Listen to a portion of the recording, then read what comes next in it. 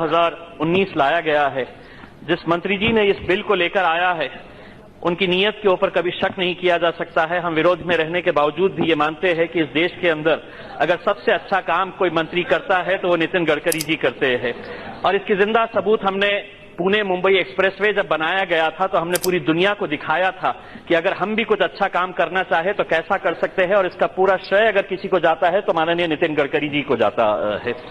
लेकिन इस बिल के जरिए हमने एक्सीडेंट्स के बारे में चर्चा की, कितने लोगों की जान जाती है, हमने इसके बारे में चर्चा की।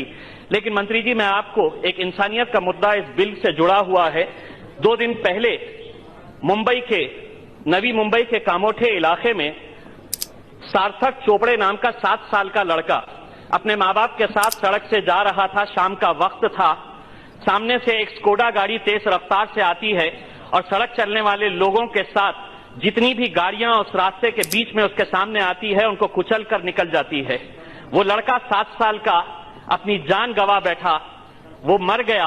उसके मां बाप अपनी आंखों के सामने देखते रहे कि जिस लड़के को वो घुमाने के लिए निकले थे वो मर गया।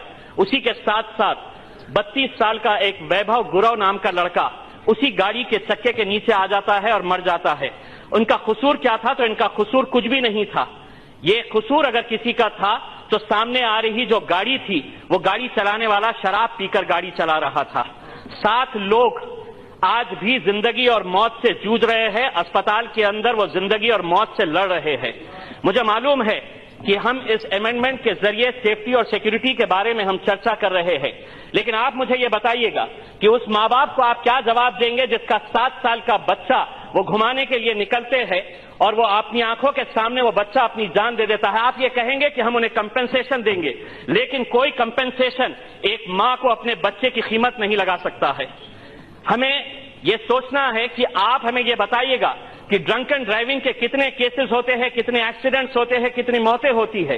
ड्रंक एंड ड्राइविंग का मतलब यह है कि आप एक तरफ कह रहे हैं कि शराब की दुकानें धड़ल्ले से खोली जाए, शराब पीने दिया जाए क्योंकि रेवेन्यू मिलता है हमें, लेकिन उसकी वजह से कितने लोगों की जान जाती है, इसके बारे में आपके पास क्या मैकेनिज्म है? आप ये हमें बताने की कोशिश करें। आपके पास कोई मैकेनिज्म नहीं है।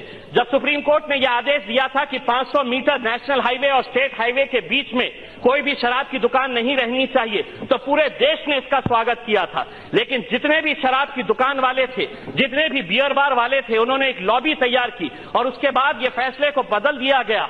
कहा गया कि नहीं, अगर सिटी लिमिट्स के अंदर से स्टेट हाईवे और नेशनल हाईवे जा रहा है तो वहां पर इजाजत दी जाए। यानी कि इसका मतलब यह है कि अगर कोई स्टेट नेशनल हाईवे से शहर से गुजर रहा है, शराब पीकर जा रहा है और उसी स्टेट और नेशनल हाईवे के ऊपर आकर वो एक्सीडेंट कर रहा है, तो इसका जवाबदेह कौन रहेगा? हम सिर्फ लाइसेंसिंग इसके बारे में हम बात कर रहे हैं, एक्सीडेंट्स हो रहे हैं, लेकिन ये शराब की वजह से कितने एक्सीडेंट्स हो रहे हैं इसके बारे में गंभीरता से विचार करने की जरूरत है। और आप हमें ये बताइएगा कि इसका मैकेनिज्म क्या है। दूसरी बात अध्यक्ष महोदय, एक इंपॉर्टेंट मुद्दा यह है कि जब हम लाइसेंस इश्यू करते हैं मंत्री जी, तो हम बताते हैं कि लेफ्ट साइड, राइट साइड कैसा स्टॉप होना चाहिए, कैसे कैसे सिग्नल्स थे। लाइसेंस इश्यू करते वक्त ये बहुत जरूरी है ये बताया जाए कि अगर पीछे से कोई एम्बुलेंस आ रही है।